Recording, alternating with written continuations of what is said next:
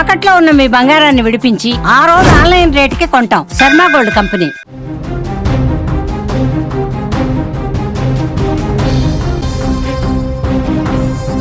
పశ్చిమాసియాలో యుద్ధం క్లైమాక్స్కు చేరుకుంది. ఇన్నాళ్ళు మాటలతో హెచ్చరించినటువంటి ఇజ్రాయెల్ ఇప్పుడు చేతులతో ఒక్కసారిగా భీకర సమాధానం చెబుతోంది. ఇరాన్ గడ్డపైన నిప్పుల వర్షం కురుస్తుంది. అగ్రరాజ్యం అమెరికా అండతో ఇజ్రాయెల్ జరిపిన మెరుపు దాడులకు టెహరాన్ నగరం వణికిపోతుంది.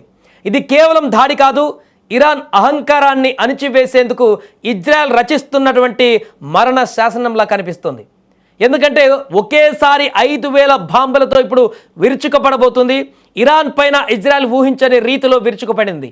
ఏకంగా 5,000 బాంబులతో ఇరాన్ కీలక స్థావరాలపైన ధ్వంసం చేసేస్తుంది. ఆకాశం నుంచి కురుస్తున్నటువంటి నిప్పుల వర్షానికి ఇరాన్ రక్షణ వ్యవస్థలు కకావికలమవుతున్నాయి. ఇజ్రాయెల్ వాయుసేన చేసినటువంటి ఈ భారీ దాడులతో ఇరాన్లోని అణుకేంద్రాలు, క్షిపణి తయారు యూనిట్లు లక్ష్యంగా మారాయి.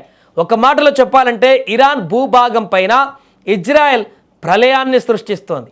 ఈ దాడుల వెనుక పక్కా స్కెచ్ ఉంది. ఇరాన్లో ఎక్కడెక్కడ దాడులు చేయాలి, ఏ ఏ ప్రాంతాలను ఎవరిని లక్ష్యంగా చేసుకోవాలి అనే విషయంలో ఇజ్రాయెల్ మరియు అమెరికా దేశాలు ఇప్పటికే ఒక స్పష్టమైనటువంటి అవగాహనకు వచ్చాయి. ఇరాన్ శక్తినే కాకుండా ఆ దేశ ఆర్థిక మూలాలను కూడా దెబ్బతీయాలని ఈ రెండు దేశాలు ప్లాన్ చేసుకున్నాయి.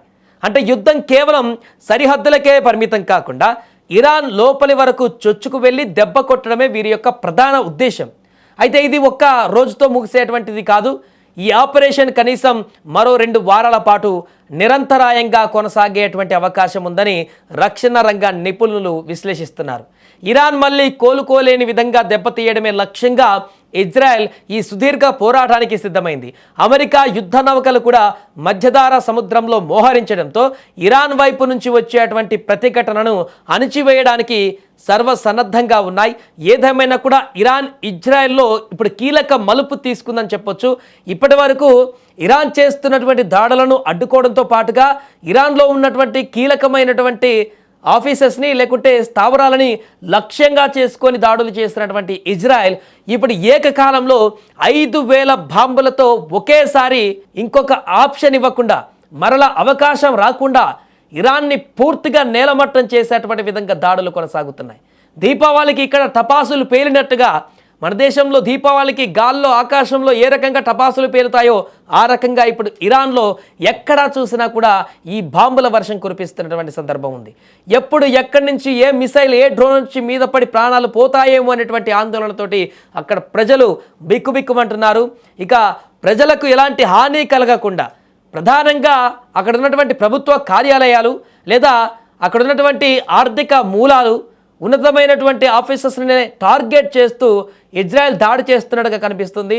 చాలా అక్యూరియస్గా ఆ పాయింట్లనే ఢీకొట్టేటువంటి విధంగా ఈ దాడులు కూడా కొనసాగుతున్నట్టుగా తెలుస్తుంది.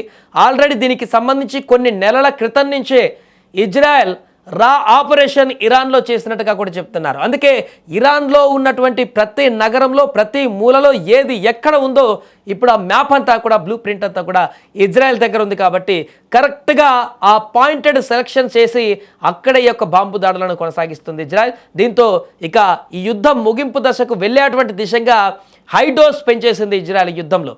అందుకే ఇప్పుడు ఏకకాలంలో 5,000 బాంబులతో విరుచుకుపడింది. నెక్స్ట్ స్టెప్లో అమెరికాతో కలిసి ఏం చేయబోతుందనేది ఇప్పుడు ఆసక్తికరంగా మారింది.